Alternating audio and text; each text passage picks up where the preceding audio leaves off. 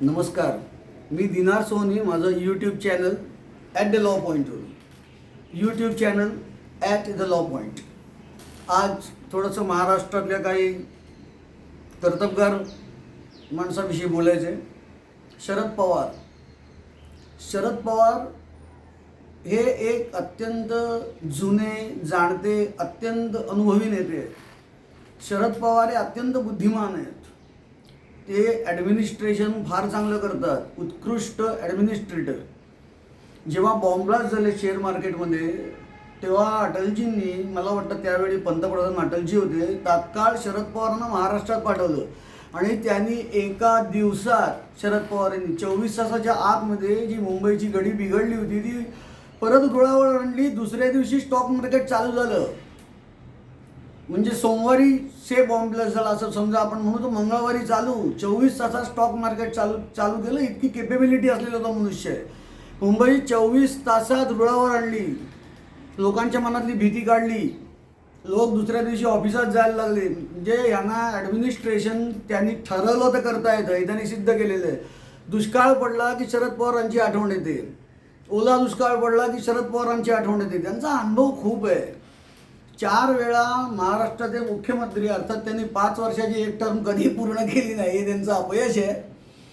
4 वेळा मुख्यमंत्री होऊन सुद्धा एकही टर्म 5 वर्ष पूर्ण न केलेला मुख्यमंत्री आहे. रेकॉर्डवर राहील, आता आहेच रेकॉर्डवर. म्हणजे कृषी मंत्री 10 वर्ष सेंट्रल गव्हर्नमेंटमध्ये, संरक्षण मंत्री सेंट्रल गव्हर्नमेंटमध्ये, अनेक लोकांची व्यावसायिक संबंध, राजकारणासाठी संबंध, हजारो लोकांच्या भेटीगाठी, सगळं हँडल करणं, मॅनेज करणं हे सोपं काम नाही आहे.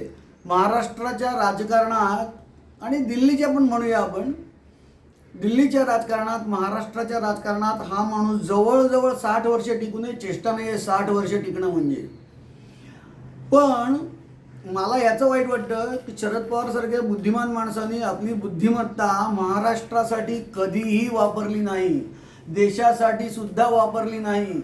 सगळं लक्ष जे आता वर्तमानपत्रातले रिपोर्ट, टी व्हीतले रिपोर्ट, जमीन घोटाळे, त्यांनी मागे केलेला भूखंडांचे श्रीखंड असे आग्रह घ्यायचे, ते सगळं लक्ष घोटाळे करण्याकडे, घोटाळे निस्तरण्याकडे नाही किंवा घोटाळे न करण्याकडे नाही, घोटाळे कसे करायचे आणि करप्शन कसं करायचं आणि पैसे कसे मिळवायचे. आता या त्यांच्या पैसे मिळवण्याच्या सद्गुणामुळे, म्हणजे तो अत्यंत मोठा दुर्गुण आहे, पण सद्गुण म्हणजे प्रफुल्ल पटेल वगैरे लोकांना तो सद्गुण वाटत असेल, तर या सद्गुणामुळे त्यांच्यासारखीच आवड असणारे आणि त्यांच्यासारखीच आवड जोपासणारे छगन भुजबळ म्हणा, प्रफुल्ल पटेल म्हणा, अजित पवार म्हणा, सुप्रिया सुळे त्यांची मुलगीच आहे, असे असंख्य लोक, जितेंद्र आव्हाड, त्याच्यानंतर तो हा काय त्याचं नाव विसरलो मी, त्यांनी ते पत्र्याच्या शेडची भानगड केली होती तो माणूस, असे अनेक लोक त्यांच्यामध्ये जमा झाले. म्हणजे शरद पवार म्हणजे काय की एक जर का तुम्ही गुळाचा मोठा खडा ठेवला तर अनेक डोंगळे चिकटतात त्याला अनेक बाजूने. तर शरद पवार म्हणजे काय, तर श्रीमंतांचा फायदा करून देणारा माणूस. मागे एकदा सौरव गांगुली क्रिकेट एरियाला टीममधून काढला होता, तर सौरव गांगुली शरद पवारांना भेटला आणि त्याच्यानंतर लगेच त्याला टीममध्ये घेतला. म्हणजे त्याला टीममधून काढला का, क्रिकेट खेळत नाही म्हणून. मग शरद पवारांना भेटल्यावर लगेच त्याला क्रिकेट चांगला यायला लागला का, म्हणजे काल क्रिकेट येत नव्हता, टीममधून काढला, 2 दिवसात क्रिकेट सुधारला त्याचा का, तर तो शरद पवारांना भेटला.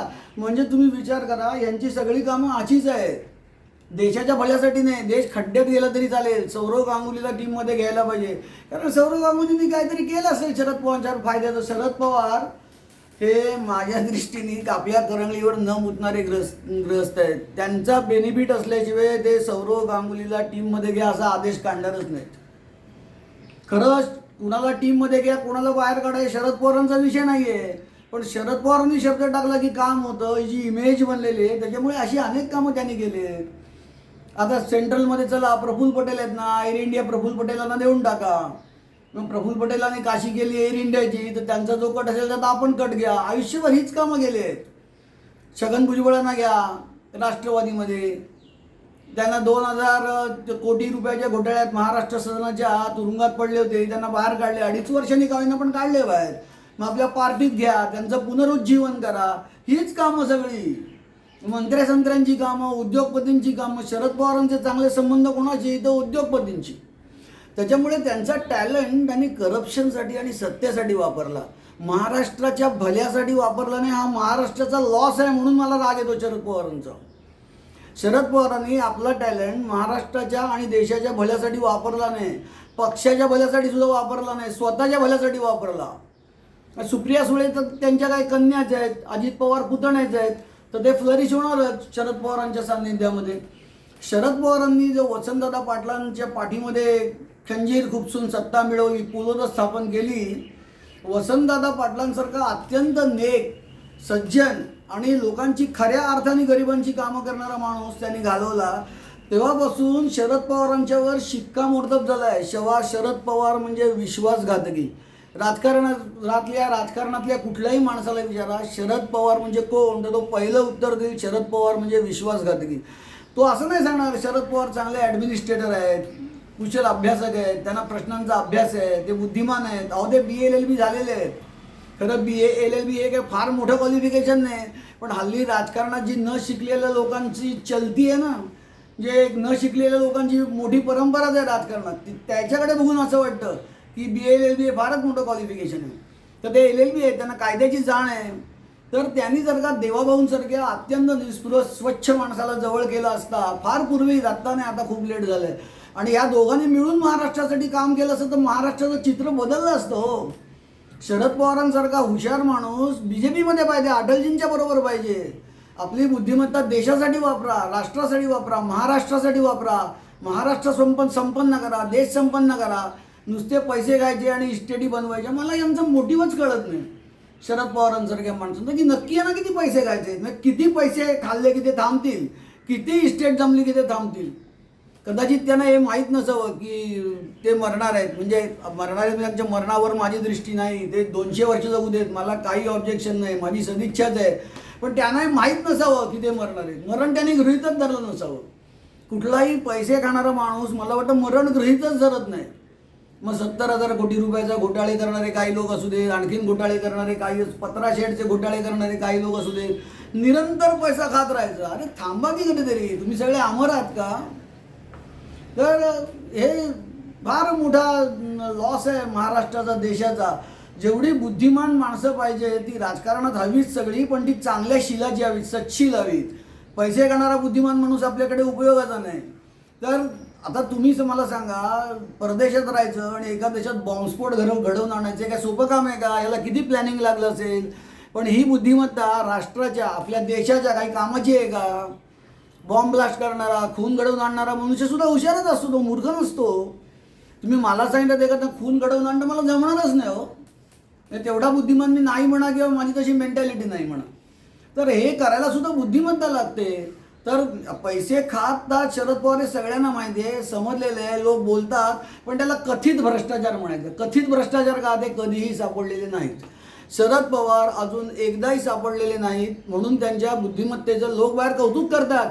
अरे पण ही बुद्धिमत्ता तुम्ही महाराष्ट्रासाठी वापरा ना, महाराष्ट्राचं भलं कसं होईल ते बघा ना.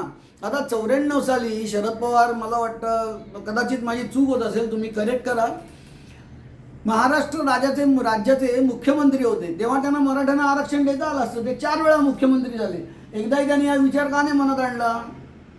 आता मराठ्यांना कायद्याप्रमाणे आरक्षण देता येईल की नाही या वेगळा विषय, वेगळा स्वतंत्र विषय. पण त्यांनी मराठ्यांच्या बाबतीत जरा तरी विचार केला का? ओबीसींच्या बाबतीत मंडल आयोग काढला, शरद पवारांनी का विचार केला नाही? मंडल आयोगामध्ये जर का ओबीसीना आरक्षण विश्वनाथ प्रताप सिंग देऊ शकतात, तर शरद पवार का देऊ शकत नाहीत? त्यांनी मनावर घेतलं तर. तेच माझं ऑब्जेक्शन आहे की शरद पवार हा मनुष्य महाराष्ट्रासाठी कधीही राबला नाही, देशासाठी कधीही राबला नाही. राजकारण फक्त स्वतःचे चमचे आणि स्वतःची मुलं बाळ यांच्यासाठी वापरलं. अत्यंत काय ज्याला म्हणतात वाईट, कुमतीचा म्हणतात, वाईट मतीचा, दुर्बुद्धीचा माणूस आहे. सगळी हुशारी फुकट गेली. आज बघा ती संगीता वानखेडेसारखी छोटी बाई शरद पवारांच्या टपल्यात मारते, वाकडेराव म्हणते. अहो एखाद्या माणसाचं रोगाने तोंड वाकडं झालं त्याला काय वाकडेराव म्हणावं का? पण अशी पोरं टपलीत मारतात हो शरद पवारांच्या. केतकी चितळे लिहिते काहीतरी, विचार करा, केतकी चितळेचा अनुभव किती, तिने किती जग पाहिलंय, शरद पवारांनी किती जग पाहिलंय. काही उपयोग नाही. म्हणजे म्हणतात ना की पोरं टपल्या मारायला लागली की निवृत्त व्हायचं असतं. मग ते संसारातून असो किंवा राजकारणातून असो किंवा तुमच्या प्रोफेशनमधून असो, ते शरद पवारांना अजून जमलेलं नाही आहे. वाजपेयीने या मुत्सद्दीपणाने 80 वर्षाच्या झाल्यावर स्वतःच्या रिटायरमेंटची घोषणा केली, ती मॅच्युरिटी नाही आहे शरद पवारांकडे. ते पावसात भिजले आणि 84व्या वर्षी लढतात असलं मूर्खपणाचा समज करून घेऊ नका. रिटायरमेंट वानप्रस्थाश्रमात न जाणं हा सुद्धा एका प्रकारे मोठा अपराधच आहे. तर संपूर्ण आयुष्य स्वतः आणि स्वतःचे कुटुंबीय ह्यांच्यासाठी राबवलेला आणि आता म्हातारपणी पोरटोरा टपल्या मारत आहेत. 10 आमदार स्वतःचे फक्त निवडून आलेले आहेत. दिल्लीत एकही खासदार नाही आणि याला राष्ट्रीय पक्ष म्हणायचं. शरद पवारांच्या बरोबर जो गेला तो बुडाला. पी.ए. संगमा बघा, जेव्हा सोनिया गांधींना सोडून त्यांनी राष्ट्रवादी स्थापन केली तेव्हा त्यांच्याबरोबर पी.ए. संगमा आणि तारिक अनवर होते. काय झालं पुढे पी.ए. संगमांचं? आत्ता तर ते गेलेच, म्हणजे आता गेल्यावर बोलायचं नाही, मग काय झालं काय पुढे? काय झालं पी.ए. संगमांचं? काय फायदा झाला पी.ए. संगमांना किंवा अपोजिशनला? तारिक अनवरचं काय झालं? तारिक अनवर आहेत काँग्रेसमध्ये, अडगळीत पडले, कोण कुत्रं विचारत नाही. शरद पवारांच्या बरोबर जो गेला तो संपला. याचा उत्तम उदाहरण रिसेंट म्हणजे उबाठा जर का BJPशी युती केली असती, त्यांचा मुख्यमंत्री मान्य केलं असतं, तर एक उबाठाला सुद्धा एक उद्धव बाळासाहेब ठाकरेंना वजन लावलं असतं समाजात. आता लोक त्यांच्याकडेच गद्दार म्हणतात, त्यांनाच गद्दार म्हणतात. ते भले म्हणत आहेत एकनाथ शिंदे गद्दार, 50 खोके, ही टाळीची वाक्य आहे, ही फालतू वाक्य आहेत टाळीची. खरे गद्दार उद्धव ठाकरे आहेत. आणि एवढं करून त्यांचं भलं काय झालं? शरद पवारांनी उद्धव ठाकरेंना सांगायला पाहिजे होतं की तू दररोज विधानभवनात जा.